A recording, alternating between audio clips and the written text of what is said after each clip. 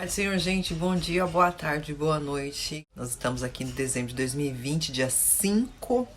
Eu quero continuar com os meus highlights.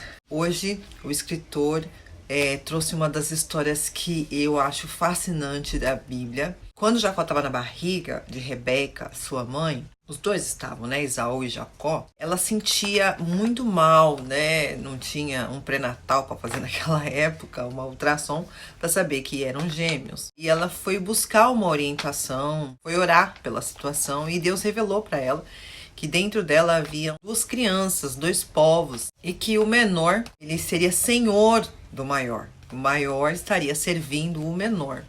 Com o nascimento dos dois meninos, Esaú e Jacó, o pai se afeiçoou mais a Esaú, que ele era acho que mais assim, masculino, né? Acho que ele tinha mais testosterona.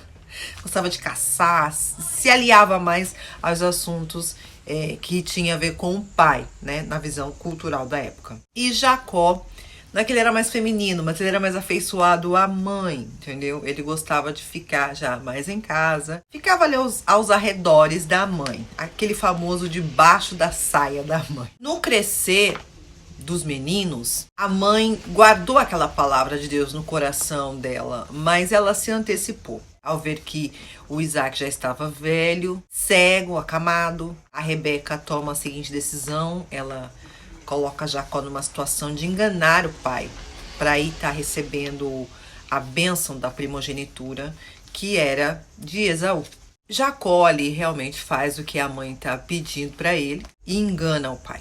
Se passa por Esaú, Isaac abençoa Jacó no lugar de Esaú. Essa é só a pincelada para a gente conseguir entender do que é que o escritor vai falar aqui no devocional. Depois da descoberta ali da falcatrua, né, de Jacó, a própria mãe fala para ele fugir, porque o irmão dele estava furioso e ameaçava, no momento de fúria, né, o irmão de morte. Então a Rebeca falou para Jacó ir para as terras do irmão dela, que é o Labão. Eu não vou jogar tudo aqui a história para você, porque realmente, por favor, que isso te traga inspiração, curiosidade de buscar, porque é uma história fantástica. E a vida de Jacó vai seguindo de vários enganos, sabe? Ele enganando as pessoas enganando ele enganando as pessoas, e assim vai seguindo.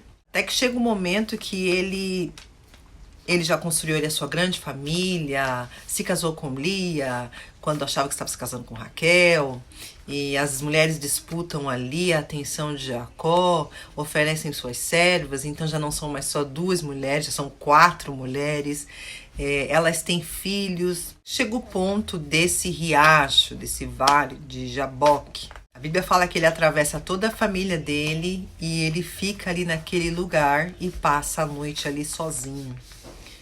Ali é um momento de Jacó, sabe quando você chega naquele tempo da sua vida que você fala assim, não, chega, eu preciso parar e eu preciso rever tudo. Eu preciso fazer uma grande avaliação de tudo que eu vivi até agora, do que estou vivendo inclusive nesse exato momento. E nesse momento é aquela passagem que você vai encontrar aqui no Gênesis 32, que aparece um anjo e eles ficam ali como que numa luta a noite toda. O anjo pedindo para ele deixar ele ir e Jacó segurava o anjo.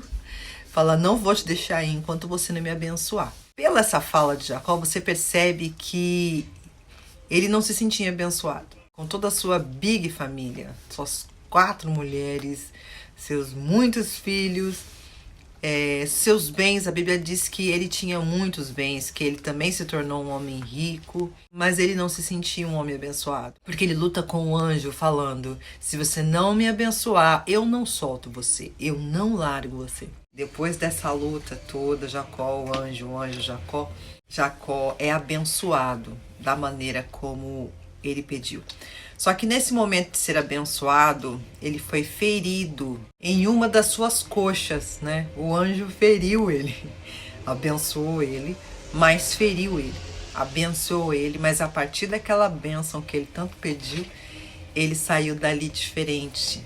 Diferente não só interiormente, diferente visivelmente aos olhos das pessoas. Algo novo havia acontecido com Jacó.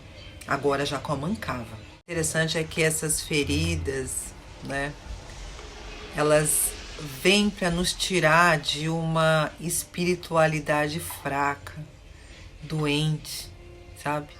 Que não se sustenta, que é como as ondas do mar, que vai para onde o vento manda, que não tem maturidade nenhuma.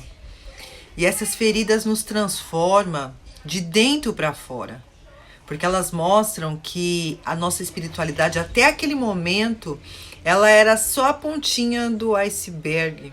E aí o Senhor nos convida para mergulharmos lá no fundo, aonde a gente tem realmente aquele verdadeiro secreto, nós e Deus. Tem uma oração aqui, gente, que vale a pena a gente, no nosso momento de falar com o Pai. Se quiser copiar, meu filho, copia, senão você pode ficar à vontade para entrar em contato comigo e eu te mando um print dessa oração. Pai, eu me identifico com Jacó ao me esforçar, manipular, quem se identifica?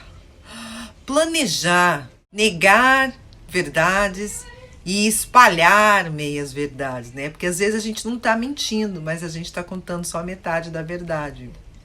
Fica no pacote de mentira também. Essa questão da manipulação é porque eu quero que as coisas saiam do jeito que eu quero, entendeu? Se sair um pouquinho fora do que eu pré-determinei, tem alguma coisa de errado. Às vezes também, Senhor, eu me vejo servindo ao Senhor porque eu quero obter algo em troca.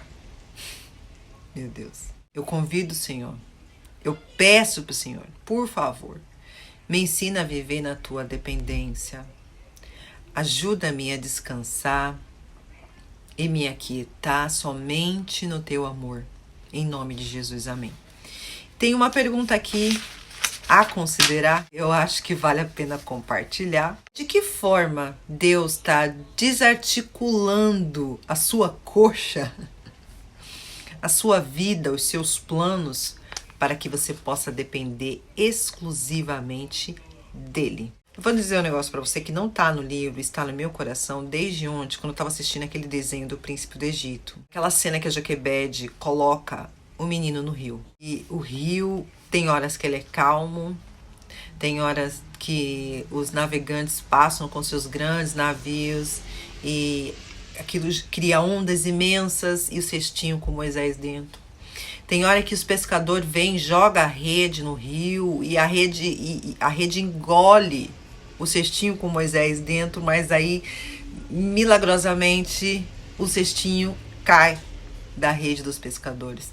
Tem hora que 2 crocodilos gigantes vêm para querer pegar a cesta e aí eles começam a se brigar e o cestinho inexplicadamente se desvia dos crocodilos até que ele chega em águas calmas e encontra a filha de Faraó tomando banho. Eu confesso que eu me emocionei com essa parte do filme, que eu já assisti tantas vezes. Os meus filhos estavam vendo ontem, eu vi essa cena e Deus falou pra mim: eu controlo o rio. Eu sou dono do rio. Quando Deus falou com Rebeca sobre os seus filhos, aquilo já estava determinado por Deus. Ela não precisava ter feito nada, porque Deus é dono do rio. Quando Deus fala que vai fazer uma coisa, ele faz aquele negócio acontecer. Só que quantas e quantas vezes Deus fez uma promessa pra gente e a gente põe a nossa mão achando que se Deus prometeu que vai me levar para tal lugar, então eu preciso fazer algumas coisas para que a promessa de Deus se realize. Meu irmão, minha irmã que me assiste aqui, que chegou a assistir o vídeo até esse ponto, Deus fala com você nessa tarde, nessa noite, nessa manhã.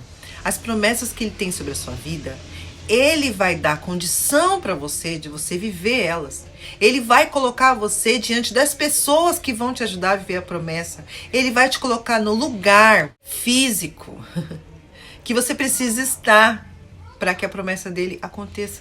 A promessa é dele. O plano é dele.